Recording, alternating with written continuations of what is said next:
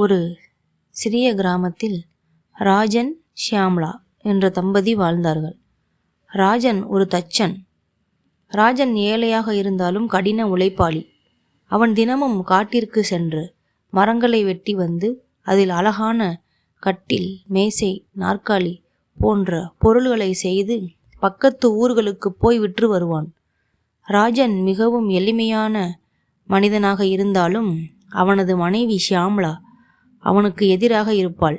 அவள் வீட்டில் வேலைகளை செய்யாமல் எப்போதும் கண்ணாடி முன்பு நின்று தன்னை அழகுபடுத்தி கொண்டு ரசித்து கொண்டிருப்பாள். அனைவரும் தன்னை அழகி என்று அழைக்க வேண்டும் என்று நினைத்தாள். ராஜன் ஒரு நாள் காட்டிற்கு சென்றான். அப்போது அங்கு ஒரு வனதேவதை தோன்றினாள். மகனே, நீ இவ்வளவு வறுமையிலும் உழைத்து வாழ்கிறாய். அதை கண்டு நான் மிகவும் பெருமைப்படுகிறேன்.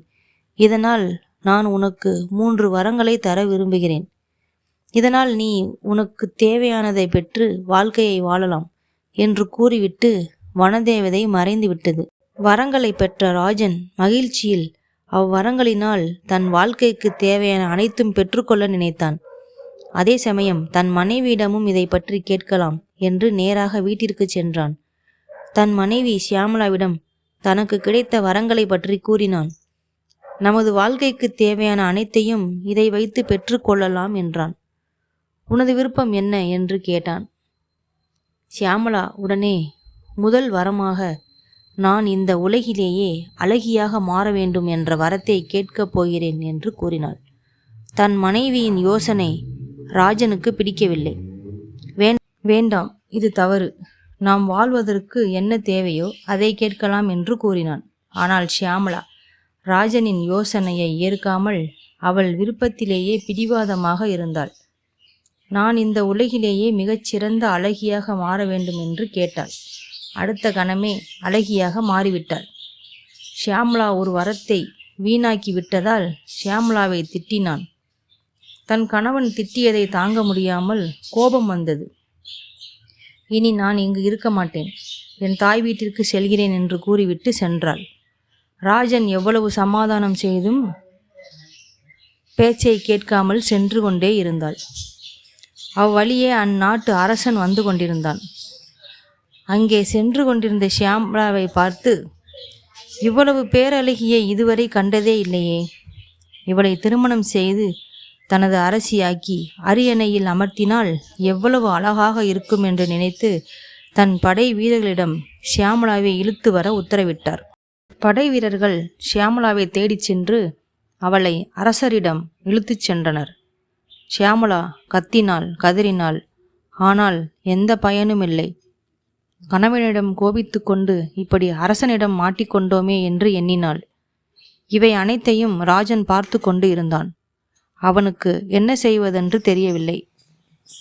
உடனே அவனுக்கு அடுத்த வரம் நினைவிற்கு வந்தது. தன் மனைவியை காப்பாற்ற இதை தவிர வேற வழி இல்லை என்று நினைத்து என் மனைவி குரங்காக மாற வேண்டும் என்று வேண்டினான். அடுத்த கணமே அவள் குரங்காக மாறினாள். படை வீரர்கள் குரங்கை இழுத்து வருவதை பார்த்த மன்னர் கோபமாக, அழகியை இழுத்து வரச் சொன்னால் குரங்கை கொண்டு வருகிறீர்கள் என்று கத்தினார். படை வீரர்களுக்கு அப்போதுதான் தெரிந்தது. உடனே கையை விட்டுவிட்டனர். இதுதான் சமயம் என்று குரங்கு காட்டிற்குள் ஓடிவிட்டது. காட்டிற்குள் ஓடிய தன் மனைவியை மீட்க வேண்டும் என்று ராஜன் தனது 3வது வரத்தை பயன்படுத்தினான். குரங்காய் மாறிய தன் மனைவி மீண்டும் பெண் உருவில் வந்து சேர வேண்டும் என்று கேட்டான். சிறிது நேரம் கழித்து ஷியாமளா அழுது கொண்டே தன் வீட்டிற்கு வந்தாள். ஷியாமளா தன் கணவன் ராஜனிடம், என்னை மன்னித்து விடுங்கள். நான் வனதேவதை கொடுத்த 3 வரங்களையும் வீணாக்கி விட்டேன். எனக்கு இனி இந்த அழகு வேண்டாம், அலங்காரம் வேண்டாம். உங்களுக்கு ஏற்ற மனைவியாக இருப்பேன் என்று கூறினாள். ராஜனுக்கு 3 வரங்களும் வீணாகிவிட்டதே என்ற வருத்தம் இருந்தாலும் தன் மனைவி திருந்தியதை நினைத்து மகிழ்ச்சி அடைந்தான். கதையின் நீதி: கிடைக்கும் வாய்ப்பை சரியான முறையில் பயன்படுத்தினால் வாழ்க்கையில் முன்னேற்றமும் வெற்றியும் நிச்சயம் கிடைக்கும். வாய்ப்பை வீணாக்காமல் பயன்படுத்துவோருக்கே வாழ்க்கை கை கொடுக்கும்.